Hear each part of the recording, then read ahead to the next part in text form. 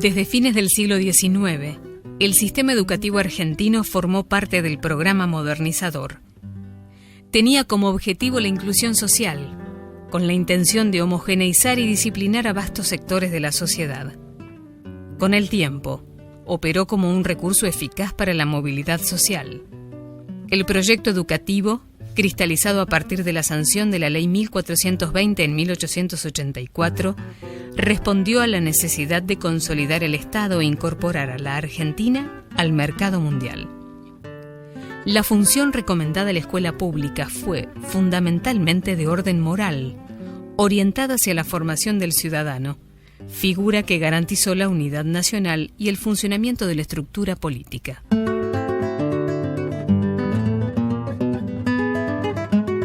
Somos Micaela y Sofía, alumnas de la carrera de Historia de la Universidad de La Pampa. Nos estamos dirigiendo a la Escuela Normal de Santa Rosa porque queremos estudiar las características que tuvo la educación en el territorio nacional de La Pampa.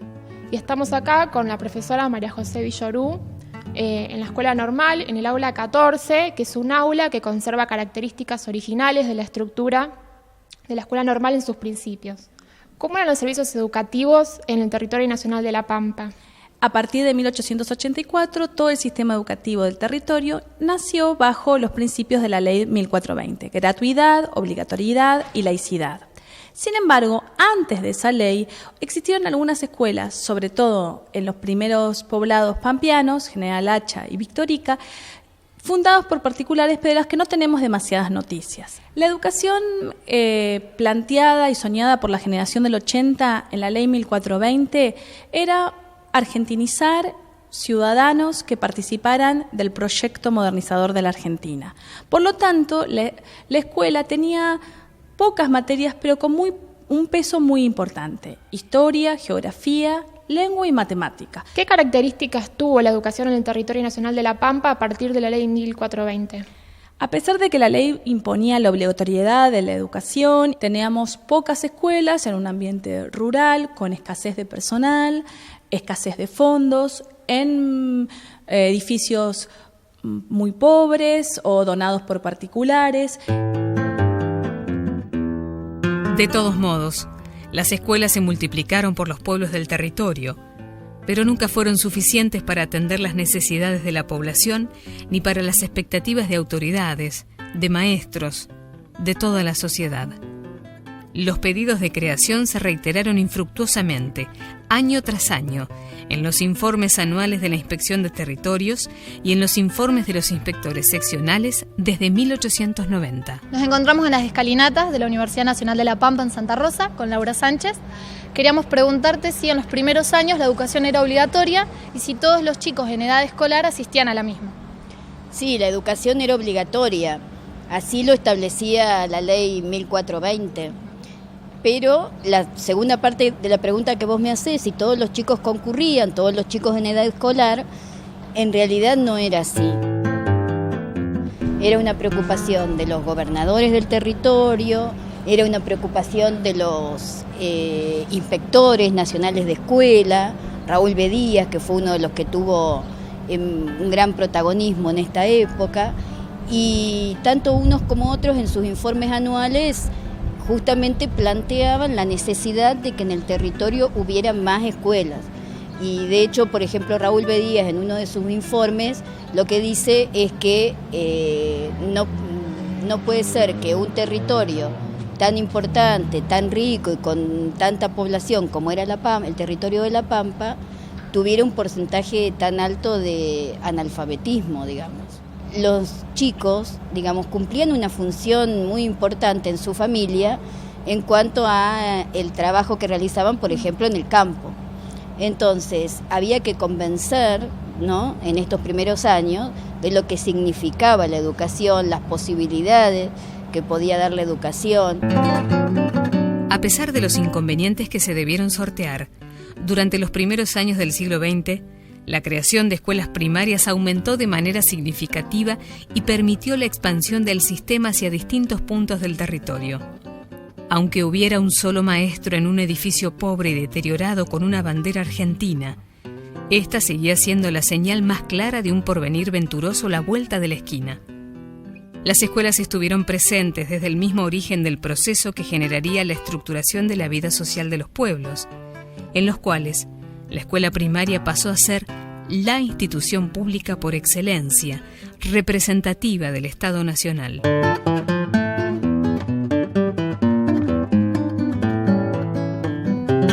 En 1893 se creó en la ciudad de Santa Rosa la primera escuela, que funcionó provisoriamente desde el 3 de junio en una habitación del edificio municipal bajo la dirección de la maestra Enriqueta Smith. Un año más tarde se dispuso la división de este establecimiento escolar y a partir de ese momento el pueblo contó con la escuela número 1 de varones y la número 2 de niñas. Un año más tarde, la escuela número 2 se trasladó a la esquina de Avenida San Martín y Bartolomé Mitre. Nos encontramos aquí frente a la escuela 2 con la señora Leda Feruzzi, maestra y vicedirectora de la institución por muchísimos años. ¿Nos podrías hablar un poco sobre la primera maestra en Santa Rosa, la señora Enriqueta Smith? Sí, Enriqueta Smith había nacido en Villa Mercedes, San Luis, en 1873. Enriqueta hizo su escuela primaria en Río Cuarto, después inició su carrera docente en La Plata, es decir, en una escuela muy prestigiosa, que es el hoy normal número 1 Miss Mary Graham, que fue una escuela normal que estuvo dirigida por una de las maestras que trajo Sarmiento, pero es decir, ella había venido con su mamá de visita a la estancia La Malvina, que su hermano trabajaba allí, y bueno, le vio posibilidades de progreso, tenía 16 años y para volver le hizo falta solamente volver y hacer la mudanza, ¿no? Y sinceramente fue relevante su rol y estuvo marcando de algún modo la docencia en la ciudad hasta 1929, pero ya en la escuela 38, la que la llamaron justamente la escuela de Enriqueta, ¿no?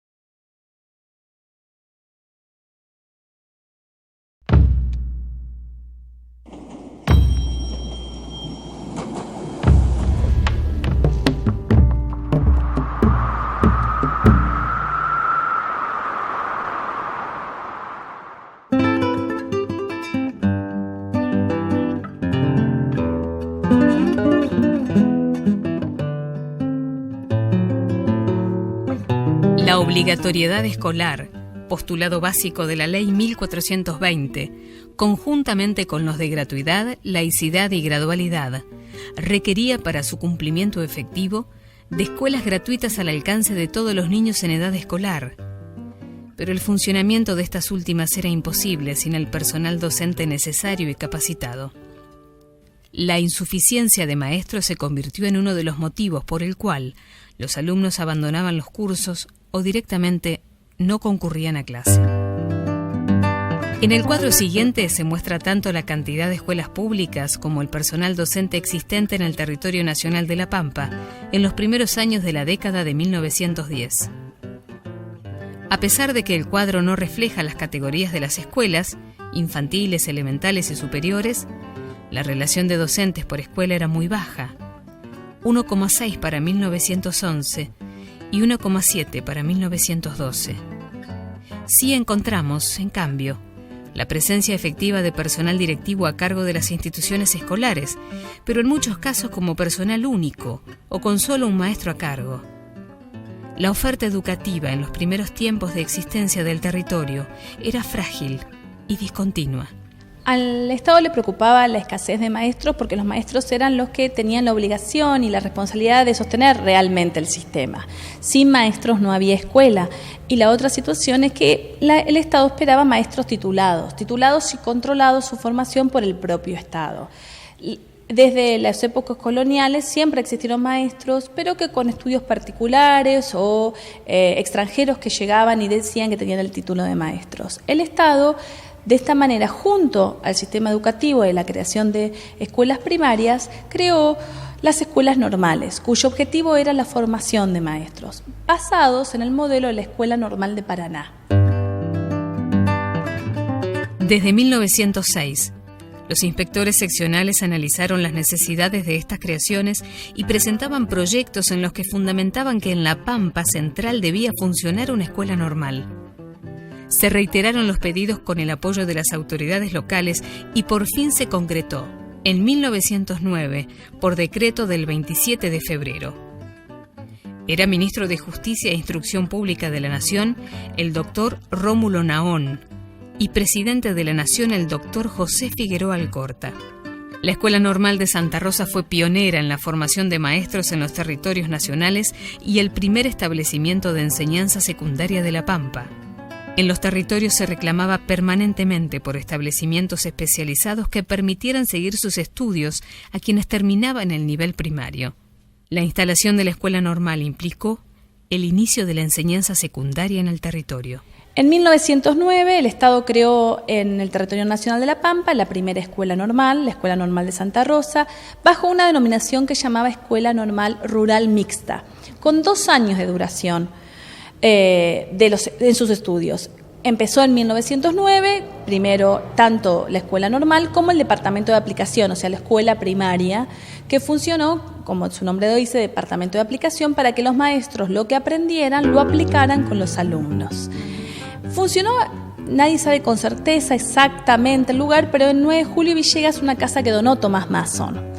En este lugar funcionó hasta avanzado los años 40, donde en la misma manzana se construyó el edificio que hoy conocemos. En el territorio nacional de La Pampa, y en consonancia con el proceso que se daba en todo el país, la docencia se transformó en una ocupación femenina. El Censo Nacional de 1914 y el Territorial de 1920 brindan un panorama sobre el trabajo de las mujeres en la docencia, aunque la educación formal no incluía un número de trabajadores relevante. En 1914 ocupaba un 0,6% y en 1920 a un 0,8% del total de la mano de obra empleada. Dentro de este sector, las mujeres constituyeron la mayoría. Para 1914 eran el 61% y el 66% para 1920. Las maestras argentinas predominaron sobre sus pares extranjeras en ambos censos. En 1914 compusieron el 89,9%, mientras que en 1920 el 87,2%. Sin embargo, integraron una minoría dentro de las mujeres que trabajaban fuera del hogar. ¿Y qué significó para las mujeres de la sociedad pampeana dedicarse justamente a la docencia? En La Pampa se dedicaron a la docencia hombres y mujeres, pero fundamentalmente mujeres, sobre todo a medida que avanzó el tiempo. El 90% de los egresados de la Escuela Normal, que para 1914 se llamó Escuela Normal Superior y avanzó sus años de estudios de 2 a 4, un canal de ascenso social y de acceso al mercado de trabajo. En un territorio donde las posibilidades de trabajo y de estudio eran muy limitadas, la Escuela Normal significó para generaciones y generaciones de mujeres el acceso a estudios secundarios que posibilitaran un acceso al mundo del trabajo. Un acceso al mundo del trabajo en condiciones en muchos casos muy dificultosas, pero con una remuneración y con un prestigio social y un reconocimiento social. Ser maestra significaba para la sociedad pampeana de principios de siglo un prestigio muy acabado. Otro establecimiento de similares características a las de la Escuela Normal de Santa Rosa se creó recién en 1935. Fue la Escuela Normal Popular Mixta en la localidad de General Hacha. El término popular, aplicado a una institución educativa, en este caso la Escuela Normal de General Hacha, aludía a una jerarquía menor del nivel académico, dato que se reflejó en el carácter ad honorem de su profesorado.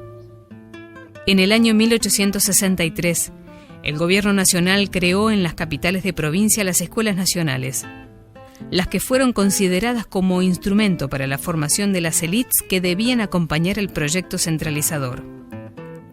Eran una manifestación del interés del gobierno en la formación de un sector de clase media con preparación y aspiraciones hacia el ejercicio de funciones políticas que estaban reservadas a una minoría.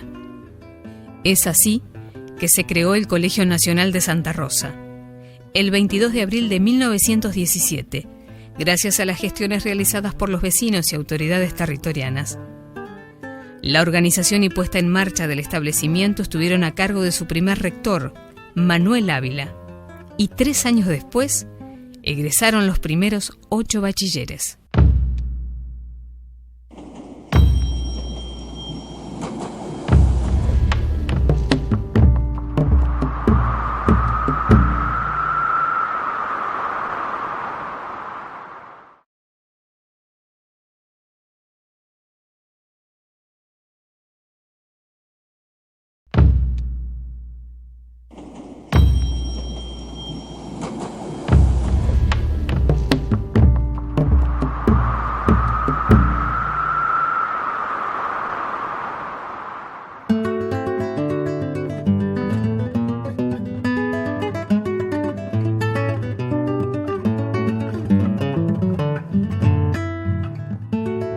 Los maestros y maestras que llegaron al territorio a principios de siglo para ejercer su profesión, la desarrollaron fundamentalmente en escuelas públicas. En este sentido, fue significativa la tarea desarrollada por los maestros puntanos egresados de la Escuela Normal de Mercedes, provincia de San Luis, y también de los egresados de la recientemente creada Escuela Normal de Santa Rosa. Eran conscientes de que el ser portadores del saber les otorgaba poder, más aún en una sociedad en formación. La misión, en parte autoatribuida de los maestros, excedía los límites de los claustros escolares para proyectarse hacia otros ámbitos de la comunidad. Por eso, sus tareas se multiplicaron al asumir cuestiones tales como la fundación de asociaciones, la edición de revistas que contribuyeron a la difusión de sus ideales y también la convocatoria a la comunidad para que se sumaran a la epopeya de ser como ellos, los pioneros de una civilización en ciernes. Mi nombre es Mariana Fugner, soy profesora de Historia y estamos aquí con Jorge Echenique. ¿Cómo estás, Jorge? Bien, muy bien. Le queríamos preguntar, además de educar, ¿qué otras actividades realizaban los maestros? En los inicios del territorio, además de la tarea específica en el aula, los maestros tenían mucha, pero muchísima vinculación con el medio y sobre todo tratando de evitar una de sus preocupaciones mayores, que fue el analfabetismo. Acá el Estado Nacional, vamos a poner desde 1890 más o menos, hasta 1930, más o menos el Estado Nacional, esto era un territorio nacional, de modo que el Estado Nacional, el gobierno central, quedaba no lejos, además de estar muy lejos geográficamente, estaba muy lejos de su responsabilidad con la educación, porque mantenía férreamente una doctrina liberal donde la responsabilidad del Estado en materia de política social era muy escasa. Y los maestros se encontraban ante esta situación de que no tenían se encontraban muy solos frente a este analfabetismo, y salían ellos mismos con el auxilio de algunos vecinos a tratar de buscar, digamos, alumnos. Y tal es así que la ausencia estatal, que en muchos lugares como Santa Rosa, Toay, Uriburu, se formaban sociedades que se llamaban todos a la escuela, que donde los maestros eran protagonistas con algunos vecinos. Así que además de poder, digamos, de la función específica en el aula, esta era su preocupación fundamental extramuros de la escuela. ¿Y las asociaciones gremiales cuándo surgen? Bueno, tienen la primera asociación gremial, digamos, con todo la sintonía de ser un gremio, surgió en 1928, pero tiene algunos antecedentes. Primero, que en 1910 funcionó en General Pico una asociación de maestros llamada Primer Centenario de Mayo, con una revista muy conocida, que se llama igual, que funcionó desde 1910 a 1915, donde se proponía el mejoramiento cultural y profesional de los maestros. No era un gremio, pero fue la primera, digamos, en que los maestros se asociaron para mejorar su oficio, ¿no?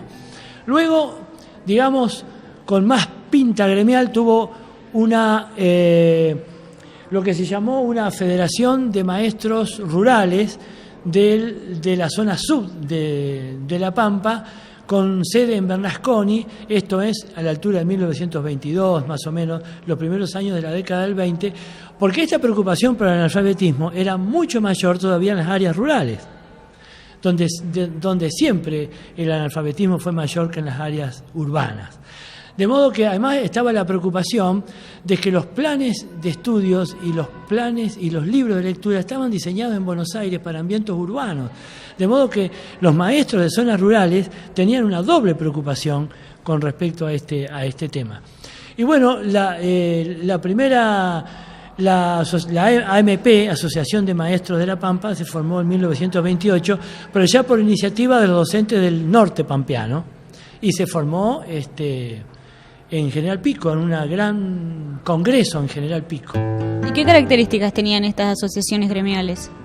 Bueno, el mecanismo de funcionamiento es que funcionaban a través de un congreso territorial anual, y luego todo el resto del año funcionaban con los centros de maestros en la mayoría de las poblaciones, y que eran muy autónomos entre sí en cuanto al modo de funcionar. Pero una vez al año en los congresos se juntaban para poder homogeneizar todo lo realizado y por realizar. ¿Cuáles eran las principales reivindicaciones de estas asociaciones gremiales? Bueno, además del tema de una buena escala salarial, que es la reivindicación eterna, hay otras reivindicaciones, como precisamente buscar que el Estado se dinamice más en la lucha contra el analfabetismo. Y también, como ya mencioné, el tema de los planes de estudio. Lo que pasa es que los gremios docentes no tenían que andar lidiando administrativamente todos los días con obras sociales y demás, sino que su función era específica en el tema educación. De modo que le dedicaban muchísimo tiempo al mejoramiento cultural y profesional. Esta asociación del año 28 nació con esta pretensión de que los docentes tengan un mejoramiento cultural y profesional, pero además ellos bregaban por el mejoramiento cultural de toda la población. Así no sean los alumnos de toda la población. Y tuvieron un compromiso muy fuerte en dos aspectos.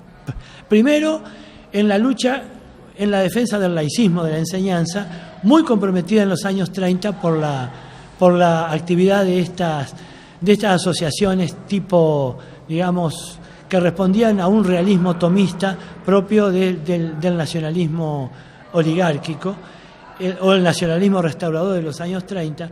De modo que esta escuela normal, donde estamos ahora, precisamente en el año 35 fue sancionada su directora por defender el laicismo en la enseñanza. Ellos introdujeron el compromiso social como parte integrante del rol docente. Y en cualquier etapa histórica, el que hace eso seguramente va a tener problemas.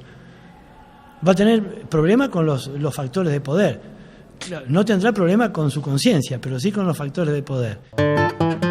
Diversas asociaciones relacionadas con la docencia llevaron adelante su accionar en los territorios, lo que no es ajeno a la tendencia que al respecto se venía desarrollando a nivel nacional. Desde mediados del siglo XX, vinculadas fundamentalmente a los inmigrantes, se crearon diferentes organizaciones de este tipo, las que para fines de siglo tenían una fuerte relación con el ámbito educativo.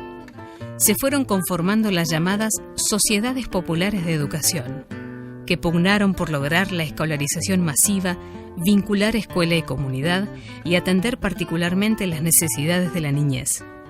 Surgen así bibliotecas populares, sociedades culturales de diversa índole, asociaciones vinculadas a ideologías políticas, sociedades dedicadas a la moral y a las buenas costumbres, a la educación de la mujer, a la atención de discapacitados, a la protección de la niñez, de los árboles y de los pájaros, entre otras. Las escuelas públicas primarias, que surgieron acompañando el proceso de poblamiento, fueron, además de la institución pública a través de la cual se verificaba la presencia del Estado Nacional, los núcleos estructurantes de la vida social del territorio nacional de La Pampa.